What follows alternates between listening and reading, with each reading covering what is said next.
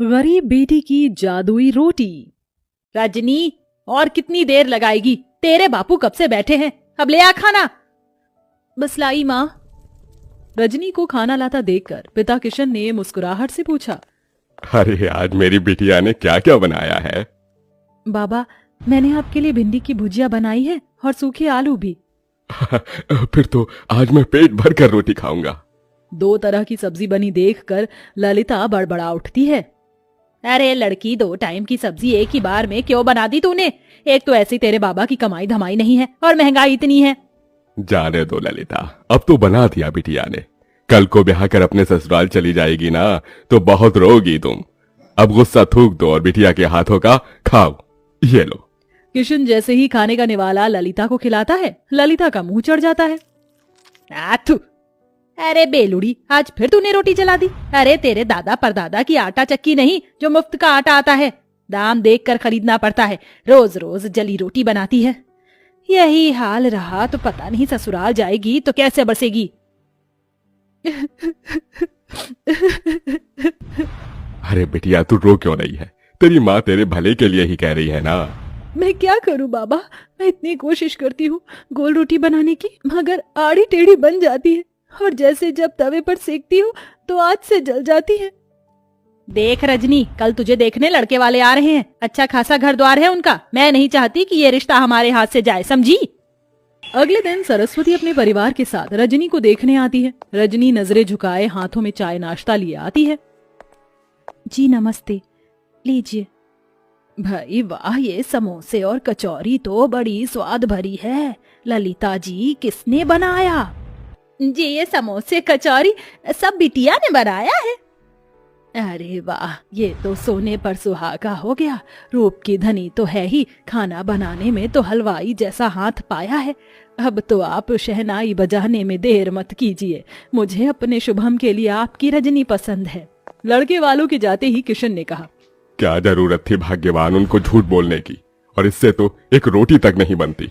अगर सच बोल देती ना तो वो लोग रिश्ता तोड़कर चले जाते, और इस तरह से इसका रिश्ता कहीं नहीं लगेगा। सारी जिंदगी कुंवारी बैठी रहेगी। अगर तुम्हारे पास लाखों का दहेज देने को हो तो ढूंढ लो नौकर चाकर वाला घर। अरे शादी के बाद ससुराल जाएगी तो धीरे धीरे सीख जाएगी। थोड़े दिन में रजनी ब्याह कर ससुराल आती है, जहाँ जेठानी चंद्रलेखा हुक्म चलाते हुए बोली, देवरानी जी, तो पहली रसोई में मटर पनीर की सब्जी, छोले और मीठे में खीर बनाना और पूरी की जगह पर रोटी बनाना। वो क्या है ना, हम सब रोटी खाने के शौकीन हैं। ये सुनकर गरीब रजनी दुविधा में आ जाती है और जैसे तैसे पहली रसोई की रीत निभाकर सबको परोसती है। रोटी का जला हाल देखकर सरस्वती ने कहा, रजनी बहू, ये कैसी जली पकी रोटी बनाई है? भट्टी में सेक कर लाई है क्या?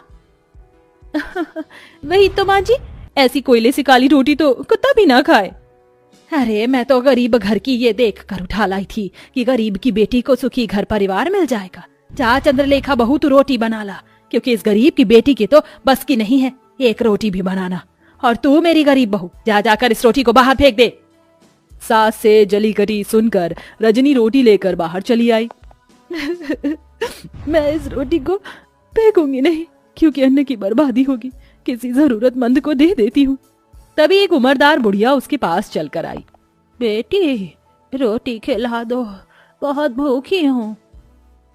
ये लो अम्मा, क्षमा करना, रोटी जरा जली हुई है और मेरे पास कोई सब्जी भी नहीं। मेरी पोटली में गुड़ है, उससे खा लूंगी। बुढ़िया हबड़ हबड़ कर रोटी खाने लगती है। तभी रजनी का परेशान चेहरा देखकर वो पूछती है, बेटिया तुम परेशान क्यों हो? अम्मा, मेरी लाख कोशिश करने के बाद भी मुझसे गोल और अच्छी रोटी नहीं बनती। मेरी जेठानी अच्छा खाना बनाती है, इसलिए रसोई पर एक अकेली उनका अधिकार जमा है। मेरी सास ने मुझे बहुत ताने दिए। तत्पश्चात बुढ़िया पोटली में से एक तवा उसे देकर बोली, ये लो बेटी, ये जादुई तवा है। इससे अब तुम्हारी सारी परेशानी टल जाएगी। इस तवे पर बनने वाली रोटी जादुई रोटी होगी। धन्यवाद अम्मा। रजनी बुढ़िया का दिया हुआ जादुई तवा घर लेकर आई और अपनी सास से निडर होकर कहा, माँ जी, रात की रसोई मैं पकाऊंगी। इस बार कोई भूल चूक नहीं होगी, वादा करती हूँ। लगता है सवेर की बेइज्जती से मेरी गरीब देवरानी का मन नहीं भरा, जो फिर जली कच्ची रोटी बनाकर नाक कटवाना चाहती हैं। देवरानी जी को एक मौका दे दीजिए माँ जी। ठीक है, अगर इस बार की रोटी भी तूने जली बुरी बनाई तो मैं तुझे कतई माफ नहीं करूंगी मेरी गरीब बहू। रजनी रसोई में लग जाती है। सब्जी तो बन गई, अब फटाफट से रोटी बनाती हूँ।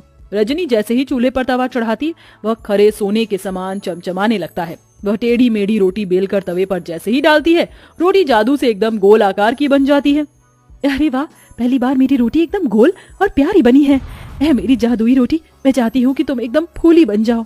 गरीब रजनी के कहते जादुई रोटी फूल कर गोल मटोल हो जाती है। वह सभी को रोटी परोसती है, जिसे खाकर सब दिल खोल कर तारीफ करते हैं। वाह रजनी बहू, तुम्हारी बनाई रोटी में अमृत जैसी मिठास भरी है। सचमुच रजनी, बिना सब्जी के भी रोटी बड़ी स्वाद लग रही है। सच में रजनी बहू, तेरे हाथ की रोटी खाकर तो जी ही नहीं भर रहा। जाने क्या जादूगरी भरी है तेरी इस रोटी में। धन्यवाद माँ जी।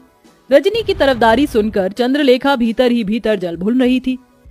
सवेरे तो एकदम गुड़गोबर खाना बनाया था इसने, एकदम से ऐसा क्या चमत्कार हो गया जो मेरी गरीब देवरानी इतनी गोल फूली रोटी बना लाई। यूं ही दिन गुजरने लगे। तवे के सहारे रजनी ससुराल वालों को जादुई रोटी बनाकर खिलाती। सभी उससे खुश रहने लगे। एक दिन उसके माता पिता उससे मिलने आए। जी नमस्ते।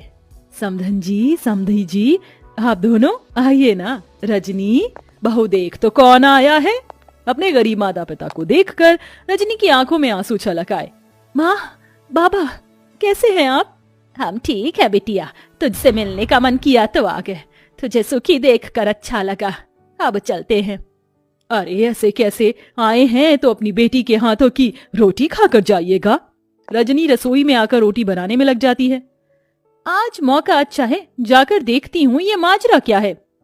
चंद्रलेखा बहू, कहाँ चल दी? जाकर हल्दीराम से मिठाई समोसे ले आओ। जी माँ जी। इस गरीब देवरानी की किस्मत इतनी अच्छी है, आज भी बच गई। रजनी फट से अम्मा का दिया हुआ जादुई तवा चढ़ाती है। वह चमचमा उठता है। रजनी बेली हुई रोटी तवे पर डालकर कहती है, ऐ मेरी जादुई रोटी, खूब फूलो फलो। ये कहते ही चमत्कार से जादुई रोटी तवे पर फुदक फुदक कर फूल जाती है। तभी माँ ललिता रसोई में आ जाती है। माँ, तुमने मेरी जान निकाल दी। अरे वाह रजनी, तू तो बड़ी अच्छी रोटी बनाने लगी। तभी जादुई रोटी खुद पर इतराई और कहा, वो तो बनी ही थी, हम जादुई रोटी जो है। ये रोटी बोल रही है? हाँ माँ, क्योंकि ये सब जादुई अनोखी रोटी है। रजनी अपनी माँ को बूढ़ी अम्मा के बारे में सब बताती है, जिसे रसोई के बाहर कान लगाए खड़ी उसकी जेठानी चंद्रलेखा सुन लेती है। अच्छा जी, मेरी गरीब देवरानी की बनाई रोटी जादुई है। अब तो इसका पर्दाफाश मैं करूंगी। हाँ। चंद्रलेखा एक आदमी को पैसे देती, जो भिखारी का भेष धरे उसके दरवाजे पर आता है। बहन, 2 रोटी खिला दो, भूख लगी है, दया करो। रजनी को उस पर दया आ जाती है। ठीक है भैया, जरा देर ठहरो, मैं रोटी लाती हूँ। रजनी रसोई में आकर रोटी बनाती है। जल्दी जल्दी से रोटी बेलकर तवे पर डालती हूँ। वो बेचारा भिखारी कितना भूखा था। चलो मेरे प्यारे तवे, जल्दी से मुझे जादुई रोटी बनाकर दे दो। इतने में चंद्रलेखा सरस्वती को लेकर रसोई में आ जाती है, जहाँ बेलन खुद ही चल रहा था और जादुई रोटी अपने आप ही बन रही थी। देखा सासू माँ, मेरी ये गरीब देवरानी जादूगरी जानती है। पता नहीं क्या टोना टोटका कर रही है, जो रोटी खुद ही बन रही है। नहीं नहीं माँ जी, जेठानी जी मुझ पर झूठा दोष लगा रही है, ये सच नहीं है। अरे मैं जो आंखों देखी देखूंगी उसे ही तो सच मानूंगी ना। रजनी बहू, तू डायन तो नहीं? नहीं माँ जी। अपनी सच्चाई का सबूत देते हुए रजनी जादुई रोटी और तवे के बारे में सब बता देती है, जिससे दूध का दूध पानी का पानी हो जाता है। इसके साथ तवे का जादू भी चला जाता है। चंद्रलेखा बहू, तुमने जलन और बैर में रजनी बहू को गलत दिखाया, और रजनी बहू तो क्या हुआ जो इस तवे का जादू चला गया। अब तुम्हें रोटी बनाना तुम्हारी सास सिखाएगी। माँ जी।